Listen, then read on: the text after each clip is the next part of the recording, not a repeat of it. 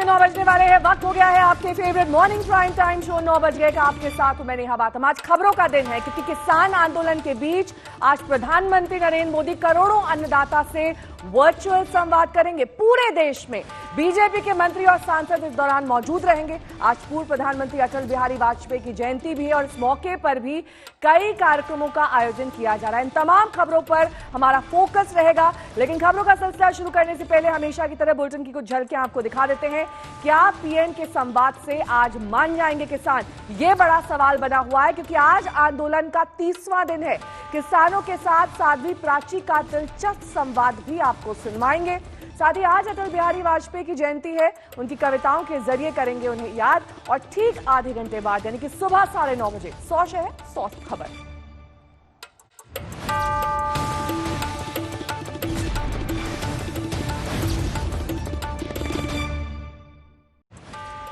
Bulletin में सबसे पहले बात किसान के आंदोलन की करेंगे क्योंकि आज किसानों के आंदोलन का 1 महीना पूरा हो जाएगा। अब तक सरकार और किसान के बीच बातचीत के कई दौर हो चुके हैं, लेकिन अभी तक कोई नतीजा बातचीत का नहीं निकल पाया है। आज कोई रास्ता क्या निकल सकता है क्योंकि प्रधानमंत्री नरेंद्र मोदी 12 बजे 6 राज्यों के करीब 2 करोड़ किसानों के साथ वर्चुअल संवाद करेंगे। इस बीच आपको लिए चलते हैं सीधी तस्वीरों के जरिए, आपको दिखा देते हैं कैसे अनुराधा पौडवाल इस वक्त अटल बिहारी वाजपेयी को नमन कर रही हैं अपने संगीत के जरिए, अपने गीत के जरिए। और राजनीति के अटल को देश का नमन, क्योंकि 96वीं जयंती उनकी आज है। हिमांशु हमारे संवाददाता इस वक्त जुड़ गए हैं। हिमांशु, क्या रहने वाला है आज का ये पूरा कार्यक्रम?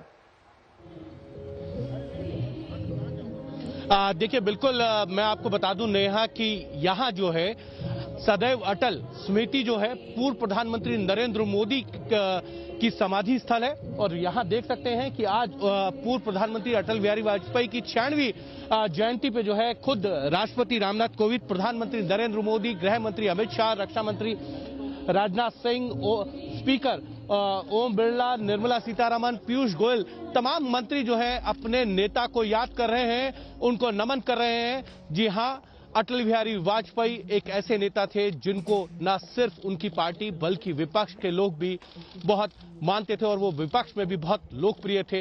ये कहा जाता था अटल बिहारी वाजपेयी के लिए कि अटल बिहारी वाजपेयी आदमी तो ठीक है लेकिन पार्टी ठीक नहीं है। और इसी को लेकर अटल बिहारी वाजपेयी हमेशा संसद के अंदर मजाक भी किया करते थे कि इस ठीक आदमी के लिए जो है आप क्या करेंगे।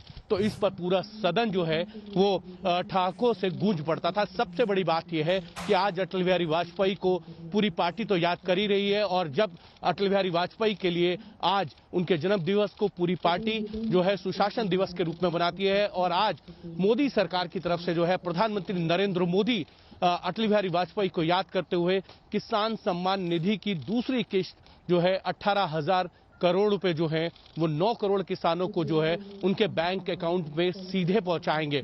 और इस पूरे ये जब कार्यक्रम हो रहा होगा तो उस वीक जो है पिछले 1 महीने से जो है हम ये कह सकते हैं किसान संगठन इस बात को लेकर अड़े हुए हैं कि तीनों कृषि कानून जो है उसको वापस लिया जाए।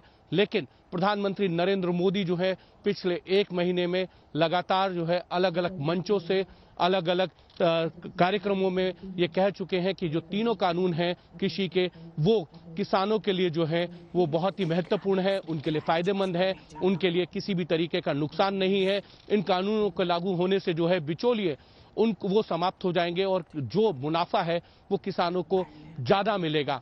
लेकिन किसान संगठनों का ये जो आंदोलन चल रहा है पिछले 1 महीने से दिल्ली में, सदैव अटल का कार्यक्रम समाप्त हो चुका है या फिर अभी वहां पर प्रधानमंत्री कुछ और देर रहने वाले हैं? देखिए, प्रधानमंत्री नरेंद्र मोदी जो हैं वो हैं, अब ये कहा जा सकता है कि सदैव अटल का जो कार्यक्रम है वो अब अपनी समाप्ति की ओर है। आप देख सकते हैं कि प्रधानमंत्री नरेंद्र मोदी जो हैं वो अटल बिहारी वाजपेयी की जो दत्तक पुत्री हैं नमिता और उनके जो दामाद हैं रंजन भट्टाचार्य, उनसे मुलाकात की है। अब वो जो है इस कार्यक्रम से जो है वो बाहर की तरफ जा रहे हैं। राष्ट्रपति रामनाथ कोविंद भी उनके साथ हैं। और आप देखिए कि तमाम नेता जो बीजेपी के हैं वो खड़े हो गए हैं प्रधानमंत्री नरेंद्र मोदी, क्योंकि अब इस कार्यक्रम से जो है वो समाप्त होने की बात जो है वो बाहर लौटेंगे आपके पास हिमांशु, क्योंकि आज दिन भर बेहद व्यस्त कार्यक्रम प्रधानमंत्री नरेंद्र मोदी का रहने वाला है। आज शुरुआत सदैव अटल स्मारक से की गई, जहां पर नमन किया गया अटल बिहारी वाजपेयी को। पूर्व प्रधानमंत्री रह चुके हैं, 3 बार प्रधानमंत्री की बागडोर उनके पास थी। और आज का दिन बेहद अहम, क्योंकि आज किसानों को जो 18,000 करोड़ रुपए की राशि दी जानी है, सीधे संवाद प्रधानमंत्री नरेंद्र मोदी करने वाले हैं। ऐसे में देखना यह दिलचस्प होगा कि क्या वाकई किसान जब संवाद करेंगे उसके बाद सूरत हाल कुछ बदल पाएगा या नहीं, क्योंकि 1 महीना इस आंदोलन को बीत चुका है। कर्तव्य पथ पर बढ़ा चले जा रहा है।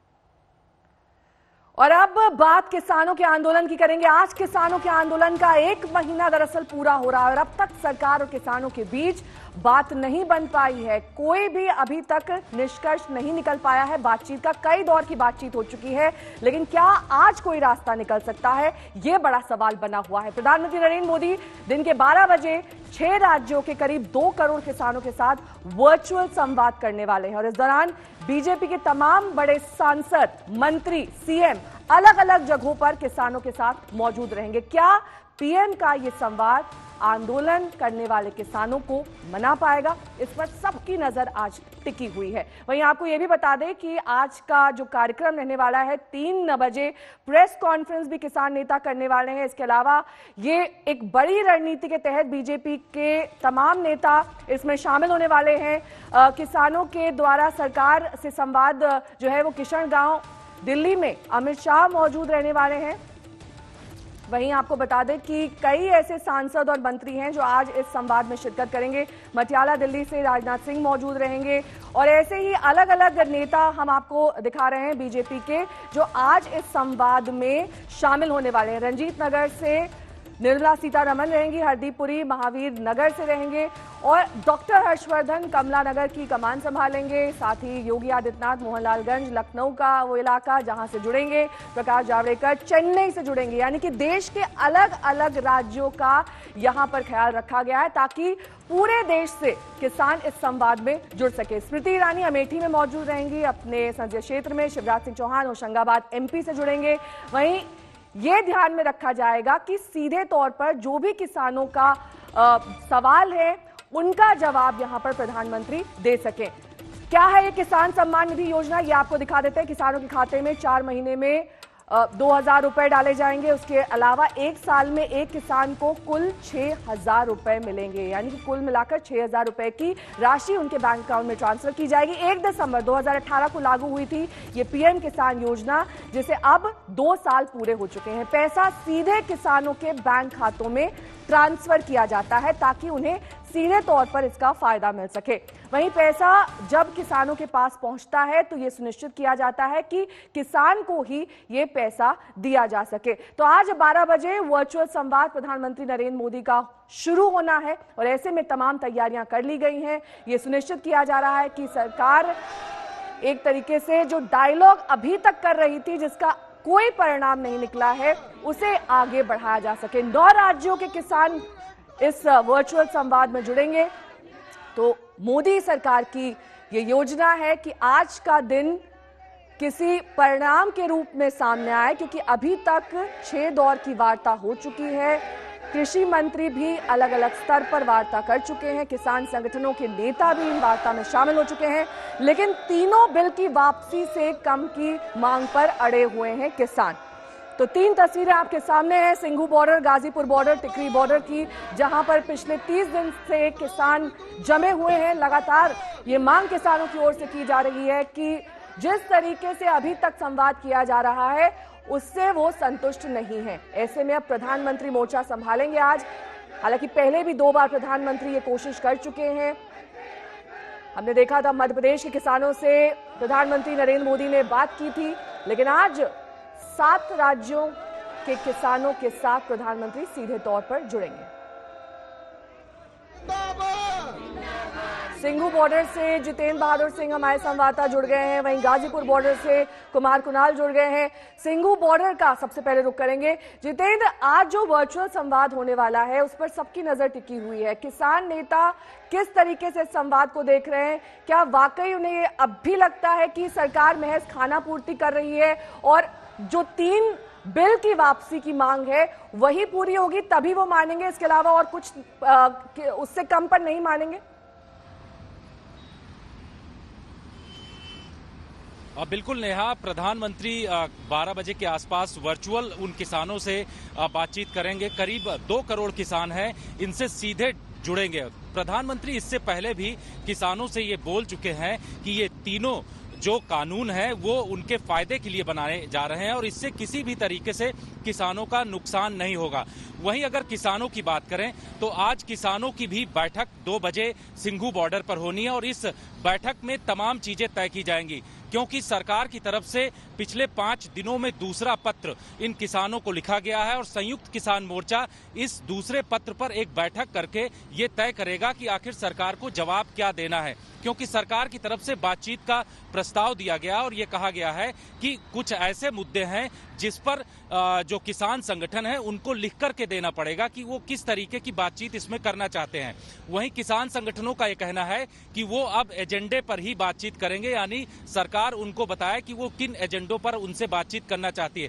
तो ऐसे में दोनों तरफ से गतिरोध बना हुआ है, लेकिन आज जब प्रधानमंत्री 12 बजे के आसपास बोलेंगे और देश भर के करीब 7 राज्यों के जो किसान हैं उनसे उनका सीधा संवाद होगा, तो वैसे में जो किसान संगठन है वो इस बात को किस तरीके से समझते हैं ये देखना होगा। 3 बजे के आसपास उनकी प्रेस कॉन्फ्रेंस भी है, उस प्रेस कॉन्फ्रेंस में ये लोग तय करेंगे कि सरकार से जो अगले दौर की बातचीत होगी उसमें किस तरीके के कदम उठाने हैं। तो ऐसी यहाँ पर मीटिंग 2 बजे होगी और ये मीटिंग आज की बड़ी महत्वपूर्ण बैठक होगी, क्योंकि इससे पहले जो बैठकें हो चुकी हैं संयुक्त किसान मोर्चा की, उसमें उन लोगों ने सरकार के जो प्रस्ताव आए हैं उसको उन्होंने नकार दिया और ये कहा है कि बातचीत करने का कोई मतलब नहीं होता है, क्योंकि उनका कहना है कि जो तीनों कानून है सरकार उस पर कोई बातचीत करना नहीं चाहती, उसको हटाना नहीं चाहती। तो ऐसे में इन तमाम चीजों को लेकर के अब किसान संगठन जो सिंघू बॉर्डर पर आज बैठक करेंगे उसमें आपके पास जितेंद्र बहादुर सिंह हमारे साथ जुड़े हुए हैं, वहीं कुमार कुणाल हमारे संवाददाता गाजीपुर बॉर्डर से लगातार अपडेट देते आए हैं। यहाँ पर सवाल यही बना हुआ है कुमार कुणाल कि किस तरीके से आज के वर्चुअल संवाद को किसान नेता देख रहे हैं। क्या वाकई उन्हें इसमें समाधान नजर आता है या फिर जो 3 बिल की वापसी की मांग है उसी पर अड़े हुए हैं? क्योंकि कुछ ऐसे भी किसान नेता हैं जो इनका ये कहना है कि किसान बिल उनके पक्ष में है, उनके फायदे के लिए है। देखिए, अलग अलग पार्टियां, क्योंकि इसमें राजनीतिक समीकरण भी अंदर आ गया है। कल 2 करोड़ हस्ताक्षर को लेकर के राहुल गांधी गए थे राष्ट्रपति से मिलने के लिए।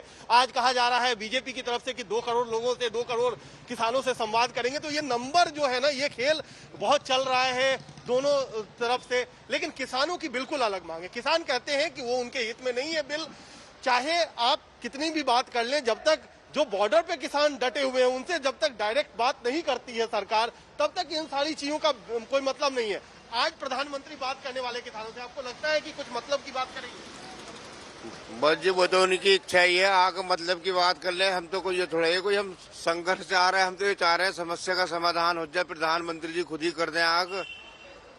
अब बताओ किसान को क्या चाहिए? किसान परेशान है, कर्ज में दबा होया है, फसल का रेट नहीं मिल रहा, बालक पढ़ने नहीं जा रहे स्कूल में, जब फीस के पैसे भी नहीं है। तो ये दिक्कत है, लेकिन जो यहाँ पर है संवाद करेंगे आज प्रधानमंत्री, कुछ उम्मीद तो कुछ है नहीं, अपने आप ही करूँ जाओ और अपने आप ही रहूँ जाओ, हमारे तो कोई संवाद करो नहीं। ठीक है, जब आप दोनों का बहुत बहुत शुक्रिया इस तमाम जानकारी के लिए। कुमार कुणाल हमारे संवाददाता हमारे साथ जुड़े थे, जितेंद्र बहादुर सिंह भी हमारे साथ थे, जानकारी दे रहे थे कि किस तरीके से आज के वर्चुअल संवाद को वहां के किसान नेता और संगठन देख रहे हैं। क्या वाकई उसमें इन्हें किसी भी तरीके के समाधान की गुंजाइश दिखाई देती है या फिर नहीं?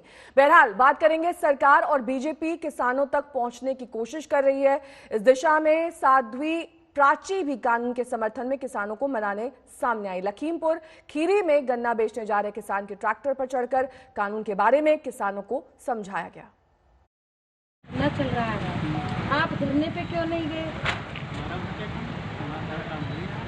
सब काम हो रहा है। मोदी जी से आप खुश हैं? योगी जी से भी खुश हैं? और वो लोग कह रहे हैं कि बिल वापस होना चाहिए। किसानों के लिए है वो। हाँ, किसानों के लिए है ना, इसलिए मैं कह रही हूँ बिल वापस नहीं होना चाहिए ना, बिल्कुल नहीं होना चाहिए। अगर बिल वापस मोदी जी लेते हैं तो किसानों की जो समस्या है वो समाधान कौन करेगा? किसानों की समस्या बढ़ जाएगी। हाँ, बिल्कुल ठीक कह रहे। बहुत अच्छा, धन्यवाद भैया, करिए। तो सरकार कोशिश कर रही है कि किसी तरह किसानों को मना ले, लेकिन किसान अपनी मांग पर डटे हुए हैं। दूसरे राज्यों के भी किसान सिंघू बॉर्डर पहुंच रहे हैं। देखिए आज तक संवाददाता आशुतोष मिश्रा की ये रिपोर्ट।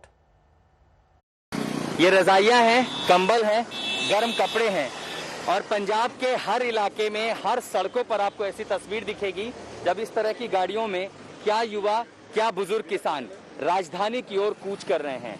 वहां से कई किसान अलग अलग जत्थों में अपने गांव लौट रहे हैं क्योंकि खेतों में पानी देना है, घर की दूसरी जरूरतें हैं। लेकिन अगर वहां से एक किसान आता है तो उसकी जगह उसके गांव से, उसके इलाके से दूसरा किसान दिल्ली की ओर कूच करता है। इनमें जो युवा और बुजुर्ग आपको मेरे साथ दिखाई दे रहे हैं, ये जालंधर के अलग अलग गाँव से आए किसान हैं। गाड़ी तैयार है, यहाँ से प्रस्थान है। फगवाड़ा के रास्ते में ये हमसे मिले, यहाँ से आगे ये दिल्ली जाएंगे। अभी तक सरकार आपकी बात नहीं सुन रही है। आगे आपको लगता है, उम्मीद है कि बात मानेगी जो आप चाहते हैं? जितनी जेकर नहीं हाँ जी, तो पूरे उम्मीद नाल ਅਸੀਂ ਚੱਲੇ ਆ ਜੀ ਆਪਣੇ ਦਿੱਲੀ ਆਪਣੇ ਕਿਸਾਨ ਜਥਿਆਂ ਦੇ ਨਾਲ ਤੇ ਪੂਰੀ ਉਮੀਦ ਹੋ ਗਈ ਆ ਸਾਡੀ ਵੀ ਅਸੀਂ ਜਿੱਤ ਕੇ ਆਵਾਂਗੇ। सरकार आपकी मांग है कि कानून वापस हो। सरकार कह रही है कि बैठ के बात कीजिए, अगर कुछ अमेंडमेंट हो सकते हैं, कुछ बदलाव हो सकते हैं तो वो कर दिया जाएगा। देखो जी, बात जब करते हैं तो वो एक ही बात पर बार बार करते हैं। जब हम बात करें, देखिए लगातार आपको ये देखिए, ये लकड़ियां हैं, ये लकड़ियां, इसमें आपको सब्जी देख रहे हैं, पीने का पानी है, ये सब कुछ दिल्ली की ओर जा रही है। देखिए ये लगातार जो किसानों का काफिला है ये दिल्ली की ओर जा रहा है क्योंकि वहाँ रसद की भी जरूरत है, ठंड से बचने के लिए लकड़ियों की भी जरूरत है। लेकिन आते हैं उस सबसे अहम सवाल पर कि आखिर लड़ाई कब तक चलेगी, जब तक हमारी मांगे पूरी नहीं होती। और वो मांगे क्या है, क्योंकि सारे किसानों को क्या पता है कि वो किस लिए लड़ रहे हैं? हाँ बिल्कुल पता है, हमारा फ्यूचर इस पर टिका है, हमारे बच्चों का फ्यूचर, आगे वाली जो पीढ़ी आएगी वो भी इस पर है। जब ये कानून कैसे रद्द किए जाते हैं तब तक हम डटे रहेंगे, जितना चेर कानून रद्द नहीं करता। आज आप पहली बार दिल्ली की ओर प्रस्थान कर रहे हैं या वहाँ पहले? तीसरी बार जा रहे हैं वापस। और कितने कितने दिन आप वहाँ रहे? पहले 2 दिन रहे, फिर 3 दिन रहे, फिर आज फिर जा रहे हैं। आप कितने दिन के लिए जा रहे हैं? अब तो जा रहे हैं पक्के टाइम के लिए। दुनिया को चिंता है कि कोरोना वैक्सीन कैसे जल्द से जल्द लोगों तक पहुंच सके, लेकिन कुछ लोगों को यह चिंता है कि कोरोना वैक्सीन हलाल है या फिर हराम। इनके मुताबिक वैक्सीन लोगों तक पहुंचे ना पहुंचे, वैक्सीन हलाल सर्टिफिकेट वाली होनी चाहिए।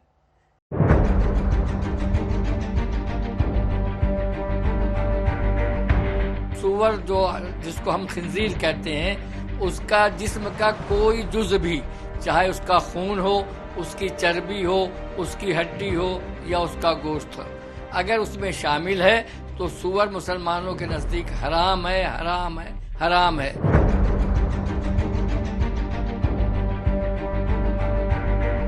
खंजीर का बाल भी अगर कुएं में पड़ जाए तो पूरा कुआं नापाक हो जाएगा। लिहाजा किसी भी दवा या वैक्सीन या किसी भी चीज़ में खंजीर का कोई भी जुज़ इस्तेमाल किया जाए वो बिल्कुल नापाक और हराम है। दुनिया कोरोना से तड़प रही है, लेकिन कई लोग दीन धर्म में फंसे हैं। वैक्सीन में हलाल और हराम देख रहे हैं। दुनिया को कोरोना वैक्सीन चाहिए, लेकिन देश में कुछ लोगों को वैक्सीन नहीं, पहले उसका हलाल सर्टिफिकेट चाहिए। मुंबई में तो सुन्नी मुस्लिम उलेमाओं ने बाकायदा मीटिंग की और वैक्सीन के खिलाफ कई सुनी बातों पर ही फरमान दे दिया। ये मालूम हुआ है कि चाइना ने एक वैक्सीन बनाया है जिसमें सूअर की चर्बी या और किसी चीज़ का इस्तेमाल किया है। इस सिलसिले में मौलाना मोइनिया साहब ने एक मीटिंग उलमाए कराम की तलब की और जिसमें ये बात तय हुई, जिसको शहर काजी बम्बई मुफ्ती महमूद अख्तर साहब क़िबला ने फरमाया कि खंजीर यानी सूअर हराम और नजसुल ऐन है। कुरान मजीद में इसे नजिस फरमाया गया है। इसका हर जुज़, ख्वाह गोश्त हो या चर्बी या हड्डी हो या खाल, बल्कि इसका बाल बाल नजिस और नापाक है। ऐसे संगठन वैक्सीन के खिलाफ माहौल बना रहे हैं। ये बता रहे हैं कि वैक्सीन में सूअर के अंशों का इस्तेमाल हुआ है, जो इनके हिसाब से इस्लाम के खिलाफ है। इसलिए ऐसी वैक्सीन मुसलमानों को नहीं लगाई जा सकती। इनकी बातें सुनकर आप हैरान हो जाएंगे। हिंदुस्तान में कोई ज्यादा मौत नहीं हुई है, तो ये कहना कि इंतजार कर रहे थे और ये कर रहे थे, ये तो बहानेबाजी है। इस्लाम का हुक्म जो है वो एकदम साफ और खुला खुला हुक्म है। वो जिस चीज को हराम कहता है वो हमेशा हराम रहेगी। देखिए, आज तक हिंदुस्तान में हमने लोगों से मिलना जुलना बंद कर दिया, हाथ मिलाना कम कर दिया, मास्क लगाना शुरू किया, जिससे बहुत फायदा हुआ है। तो उसी को बरकरार रखना चाहिए, कोई ऐसी जरूरत नहीं है। क्या ये भारत की मुस्लिम आबादी में भ्रम फैलाने की कोशिश है? वो भी उस वक्त जब वैक्सीन लगने का सब इंतजार कर रहे हैं। वैक्सीनेशन का प्लान रेडी है, लेकिन जान बचाने वाली वैक्सीन को धर्म की कसौटी पर आंका जा रहा है। वैक्सीन लगने से पहले ही ऐसे हालात बनाए जा रहे हैं जिनमें वैक्सीन को कई उलेमाओं और मुस्लिम संगठनों के सर्टिफिकेट की जरूरत पड़ेगी। हुकूमत हिंद से भी हमारी गुजारिश है कि चाइना ने जो वैक्सीन बनाया है, जिसके ताल्लुक से ये है कि उसमें सूअर के अज्जा इस्तेमाल किए गए हैं, उसको हरगिज़ ना मंगाए। और किसी भी मुल्क की या ख़ुद हमारे मुल्क में अगर कोई वैक्सीन बनती है तो हमारे उलमाए कराम को उसके जो कंटेंट्स है उसको दिखा दे, ताकि हम भी अपने तौर पर ये ऐलान कर सकें कि इसका इस्तेमाल किया जा सकता है। ये लोग चीन की वैक्सीन का उदाहरण दे रहे हैं। वैक्सीन पर उस बहस को आधार बनाया जो बहस कुछ दिन पहले इंडोनेशिया और मलेशिया जैसे इस्लामिक देशों में उठी थी, और जिन बातों को अब भारत के भी कुछ मुस्लिम संगठनों ने पकड़ लिया, जबकि अब खुद यूएई जैसे इस्लामिक देश की सर्वोच्च धार्मिक संस्था ने कोरोना वैक्सीन को सही बताया है। मुंबई से मुस्तफा शेख के साथ आज तक ब्यूरो। कई देशों में कोरोना वैक्सीनेशन की शुरुआत हो चुकी है। इसके बाद दुनिया अपने पुराने रूप में लौटने की कोशिश कर ही रही थी कि कोरोना वायरस ने अपना रूप बदलकर अटैक करना शुरू कर दिया। हम बात कर रहे हैं कोरोना के नए स्ट्रेन की, जो पहले से ज्यादा तेजी से फैल रहा है और लोगों को अपना शिकार बना रहा है।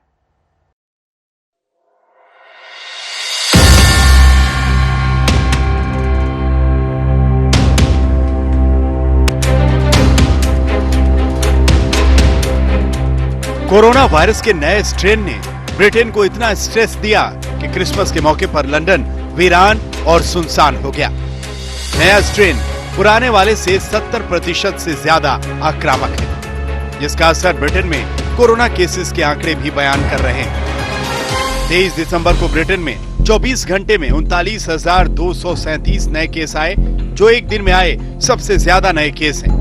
इसके अलावा 24 घंटे में 744 लोगों की मौत हुई, जो ब्रिटेन में अब तक एक दिन में मौतों का सबसे बड़ा आंकड़ा है। दिसंबर महीने में ब्रिटेन में सबसे ज्यादा केस नए स्ट्रेन के ही आए हैं।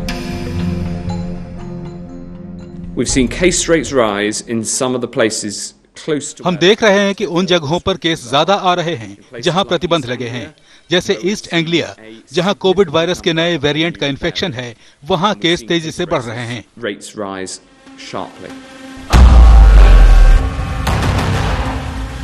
नया स्ट्रेन मिलने के बाद दुनिया के कई देशों ने ब्रिटेन पर दोबारा से यात्रा प्रतिबंध लगा दिए थे और दुनिया नए स्ट्रेन को समझने की कोशिश कर रही थी। लेकिन तभी मंगलवार को ब्रिटेन में ही एक और नया और पावरफुल स्ट्रेन सामने आ गया। पहला स्ट्रेन 70% तक ज्यादा आक्रामक था। अब जो स्ट्रेन मिला है वो उससे भी ज्यादा संक्रामक है। ब्रिटेन में जो 2 लोग इस नए स्ट्रेन से प्रभावित पाए गए हैं, वो हाल में ही दक्षिण अफ्रीका से ब्रिटेन लौटे थे। माना जा रहा है कि सबसे पहले दक्षिण अफ्रीका में ही नया स्ट्रेन मिला है। ब्रिटेन वाला कोरोना स्ट्रेन अगर सुपर स्प्रेडर है, तो दक्षिण अफ्रीका वाला स्ट्रेन तो उससे भी कई गुना आगे है।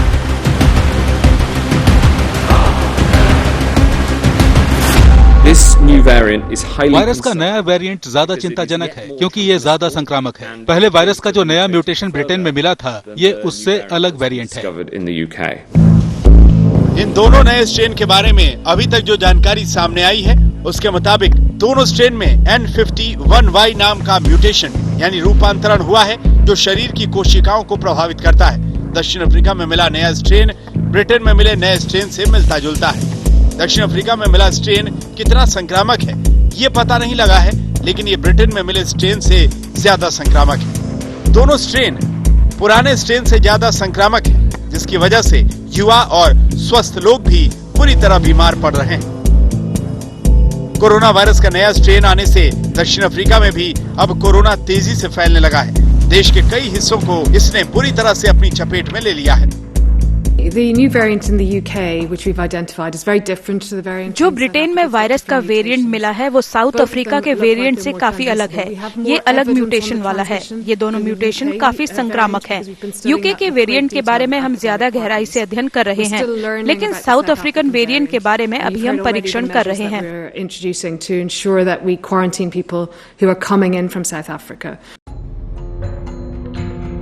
पुराने स्ट्रेन के मुकाबले कोरोना वायरस के नए स्ट्रेन सुपर स्प्रेडर जरूर हैं, लेकिन खतरनाक नहीं, जो सुकून की बात है। दरअसल नए स्ट्रेन तेजी से फैलते जरूर हैं, लेकिन इनमें लोगों को बीमार करने की क्षमता ज्यादा नहीं है और जो वैक्सीन बने हैं वो नए स्ट्रेन पर पूरी तरह से कारगर होंगे। अपने अपनों से नहीं मिल पाएंगे, दूर देश में जाके अपने अपनों से नहीं मिल पाएंगे, बल्कि यहाँ रहते हुए भी क्रिसमस मनाना लोगों के लिए बहुत मुश्किल हो जाएगा। ये कतारें बढ़ती जा रही हैं यहाँ शॉप्स में, और साथ ही में दिल में जो क्रिसमस की उमंग थी वो घटती जा रही है। लवीना टंडन, आज तक, लंदन। इस वक्त दिल्ली में कड़ाके की सर्दी पड़ रही है। घना कोहरा इस असर को और ज्यादा बढ़ा रहा है। सितम यह है कि नए साल पर भी इससे निजात नहीं मिलता दिखाई दे रहा है। 1 जनवरी को भी न्यूनतम तापमान 2 से 3 डिग्री रहने का अंदेशा है।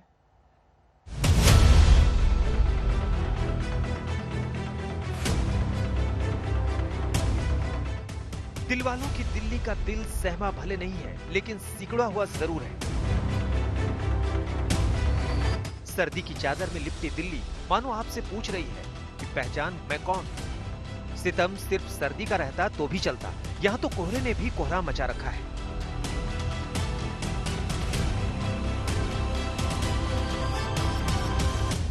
हाँ, बहुत ज्यादा। पहले मतलब बीच में ठीक था, बट अभी जो ठंड पड़ रही है बहुत ज्यादा कोहरा भी हो रहा है, प्लस में पॉल्यूशन था ही। कभी कभार ऐसा लगता है जैसे सांस लेने में बहुत ज्यादा मतलब डिफिकल्टीज होने लगती है। लाजमी तौर पर दिक्कत तो है, लेकिन आराम इस पूरे साल मिलता नहीं दिख रहा। दरअसल दिल्ली में लगातार गिर रहा है तापमान। कड़ाके की ठंड से जनजीवन परेशान है। 3.7 डिग्री रहा न्यूनतम तापमान। 27 दिसंबर तक ऊपर नहीं चढ़ेगा पारा। 31 दिसंबर और 1 जनवरी 2021 को 2 से 3 डिग्री रहेगा पारा। यानी नया साल भी निहाल करता हुआ नहीं आ रहा। कड़ाके की ठंड 2021 का स्वागत करेगी। खैर, ये तस्वीरें देर रात की नहीं है, सुबह सुबह की है। मॉर्निंग वॉक और एक्सरसाइज पर निकले लोग इस बात का प्रमाण दे रहे हैं, लेकिन इनके चेहरों का कैमरे में साफ ना दिखना इस बात की निशानी है कि फॉग और स्मॉग ने राजधानी को अपनी गिरफ्त में ले रखा है। चूंकि हमारे पास उत्तरी पश्चिमी हवाएं जम्मू कश्मीर और हिमाचल प्रदेश से आ रही हैं, तो वो ठंडी हवा लेके आ रही है, और साथ साथ जो क्लाउड का ना होना, इन दोनों फैक्टर के चलते अगले 3 से 4 दिनों तक दिल्ली एनसीआर में कोल्ड वेव की सिचुएशन रहेगी। और जो तापमान है 3 से 4 डिग्री सेंटीग्रेड के आसपास लगभग सभी ऑब्जर्वेटरी में रिकॉर्ड किए जाने की संभावना है। दिल्ली में पीरागढ़ी से आश्रम तक, मुखर्जी नगर से मुनीरका तक ऐसे नजारे आम हैं। वैसे भी मौसम एक ही शहर के कुछ इलाकों पर रहम करने वाला नहीं होता, लेकिन जिन इलाकों में यातायात ज्यादा है वहाँ गाड़ियों से निकला धुआं हवा में घुलकर सांसों का इम्तिहान ले रहा है। एक नजर सिंघू बॉर्डर पर भी डालिए। ये वो जगह है जो दिन भर किसान आंदोलन का केंद्र रहता है, लेकिन फिलहाल इसके केंद्र में है कोहरा और ठंड। यानी धरना दे रहे किसानों के सब्र का इम्तिहान मौसम भी ले रहा है और दिल्ली वालों को संदेश दे रहा है कि वो अपने घरों में दुबके रहें, इसी में भलाई है। आज तक ब्यूरो। उत्तरकाशी में बर्फ का तांडव जारी है। उत्तरकाशी में बर्फ अभी तक पिघली भी नहीं और चमोली में रह रहकर बर्फबारी हो रही है, जिससे जनजीवन पर भारी असर पड़ रहा है। बर्फ से हर्ष लेने के लिए ललक में पहुंचे सैलानियों की चांदी है।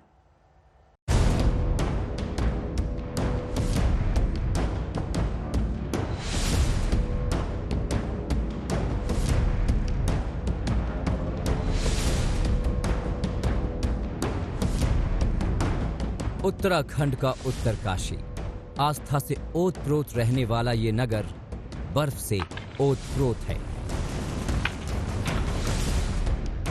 वैसे आपको बताते चले, ये सुधरी हुई स्थिति है। दिसंबर के दूसरे हफ्ते में यहाँ 2-2 फुट बर्फ जमी हुई थी। खैर, घरों के बाहर बर्फ की अब भी मौजूदगी बता रही है कि मौसम मस्ताना तो कतई नहीं है। जीवन गुजारना बहुत मुश्किल हो जाता है और पाला यहाँ पे इतनी जल्दी पड़ जाता है कि हाथ पांव सब ठंडे हो जाते हैं। पानी यहाँ पे बहुत सा ठंडा और सुबह नल की दिक्कतें और नल खुलते नहीं हैं और बहुत सारी समस्याएं, ठंड में पानी जम जाता है हमारा। जी, आपको हैरानगी हो सकती है कि जहां बर्फ है वहां पानी की कमी कैसे, मगर हकीकत ये है कि नल ही नहीं, जल के तमाम स्रोत जमे पड़े हैं। यहाँ एक किसान एक ऐसे ही जल स्रोत से बर्फ हटा रहे हैं। जिंदगी बसर करने की यह जद्दोजहद हर तरफ नजर आती है। दिन तो फिर भी कट जाते हैं क्योंकि देर से ही सही धूप निकल आती है, लेकिन दिन ढलते ही अलाव के सिवाय कोई दूसरा विकल्प नहीं बचता। ऐसा तो हो नहीं सकता कि 24 घंटे अपने घरों में कैद रहें, इसलिए आग जलाकर लोग काम चला रहे हैं। ये मोहलत भी सिर्फ चंद दिनों की है। जनवरी के पहले हफ्ते में यहाँ बर्फबारी तेज होगी। चमोली में भी हालात ज्यादा अलग नहीं है। झरने के तेज बहाव के नीचे जमा पानी सारी कहानी कह देता है। पिछले 2-3 दिन से काफ़ी ज़्यादा ठंड बढ़ गई है। पिछले एक हफ्ते के मुकाबले अगर देखा जाए तो काफ़ी ज़्यादा ठंड बढ़ गई है। पिछले 2 दिनों में पानी भी जमने लग गया है। सुबह के टाइम पे काफ़ी ज़्यादा ठंड बढ़ जाती है। मुश्किलें ये आ रही है कि जो रोज़ के काम हैं, इधर उधर जाना है, सुबह उसमें भी दिक्कत होती है क्योंकि पानी अगर कहीं पे गिर रहा है तो पाला पड़ जा रहा है। सड़कों पे चलने में दिक्कत हो रही है, रास्तों में दिक्कत है। पाला जो पड़ रहा है उससे भी ज़्यादा खतरे बढ़ रहे हैं। तो ठंड इस बीच काफ़ी बढ़ चुकी है और काफ़ी सारी दिक्कतों का सामना तो करना ही पड़ रहा है। ये सैलानियों का शहर है। बर्फ इसके लिए आमदनी का जरिया भी है, इसलिए कड़ाके की ठंड में भी शहर में चहल पहल दिख रही है। नए साल पर बर्फबारी का मजा लेने के लिए सैलानी पहले से ही यहाँ पहुँच चुके हैं। ठंड तो बहुत जबरदस्त है और कह रहे हैं 27 को स्नोफॉल भी होगा, लेकिन अभी तो काफ़ी दिन बाकी है 27 में। लेकिन ठंड जो है, व्यू वगैरह भी बहुत अच्छा है, होटल्स वगैरह भी बहुत बढ़िया हैं, ठीक है। और बाकी मज़ा आ रहा है दोस्तों के साथ, बहुत बढ़िया है, एकदम मस्त। उधर बागेश्वर में वादियों की हरियाली देखकर आपको लग सकता है कि यहाँ सब ठीक ठाक है। कुछ हद तक है भी, क्योंकि इस सीजन में अभी तक यहाँ ज्यादा बर्फबारी नहीं हुई है। लेकिन ठंड यहाँ भी हद से ज्यादा है। तापमान इस कदर गिरा हुआ है कि बेशुमार पाला पड़ रहा है। स्थानीय लोगों को रोजमर्रा के कामों में भी भारी मुश्किलों का सामना करना पड़ रहा है। इस मौसम में इन पहाड़ों पर आपको रहना है तो आपको जिगर भी पहाड़ जैसा रखना पड़ेगा। चमोली में कमल नैन सिलोड़ी, उत्तरकाशी में ओंकार बहुगुणा के साथ जगदीश पांडे, बागेश्वर आज तक। सर्दी ने सिर्फ दिल्ली पर ही सितम नहीं ढाया, पूरे उत्तर भारत में इस वक्त शीतलहर जारी है। उत्तर प्रदेश के मैदानी इलाकों में सर्दी सारे रिकॉर्ड्स तोड़ने को आतुर है।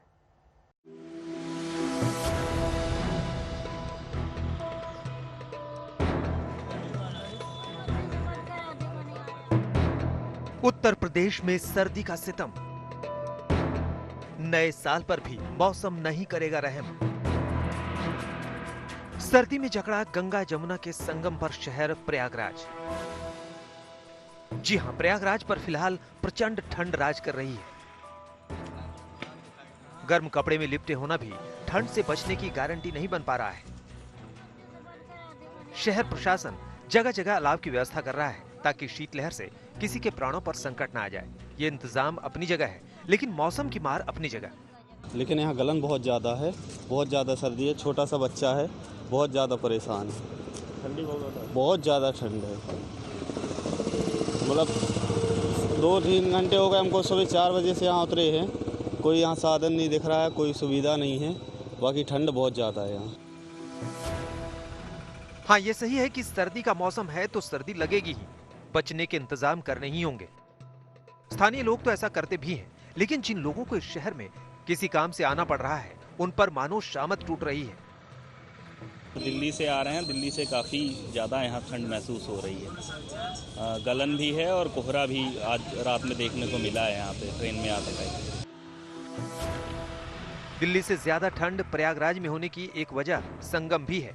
ये शहर दो तरफ से नदियों से घिरा है और मैदानी इलाकों से चलने वाली शीतलहर के कहर को नदियों का ठंडा पानी बढ़ा देता है। प्रयागराज से करीब 200 किलोमीटर दूर कानपुर में भी हालात तकरीबन ऐसे ही हैं।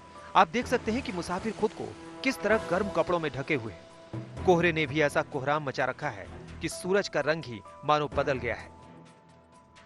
यकीनी तौर पर जनजीवन अस्त व्यस्त है। मौसम चंद घंटे भी थोड़ी मोहलत देते हैं तो लोग इसे बड़ी राहत मानते हैं। हाथ पर गलन टाइप की है, मगर आज तो मौसम ठीक है फिलहाल, लेकिन टेम्परेचर काफी डाउन है। टेम्परेचर आज कोहरा भी है। हाँ, कोहरा भी है, कोहरा भी पड़ रहा है। खैर, मैदानी इलाकों से अटापटा उत्तर प्रदेश इस मौसम को कोसता कम सराहता ज्यादा है। ऐसा इसलिए कि गेहूं की फसल के लिए मौसम मुफीद है, लेकिन बुजुर्गों और बीमार लोगों के लिए ये सर्दी बड़ी बेदर्दी है। आज तक ब्यूरो।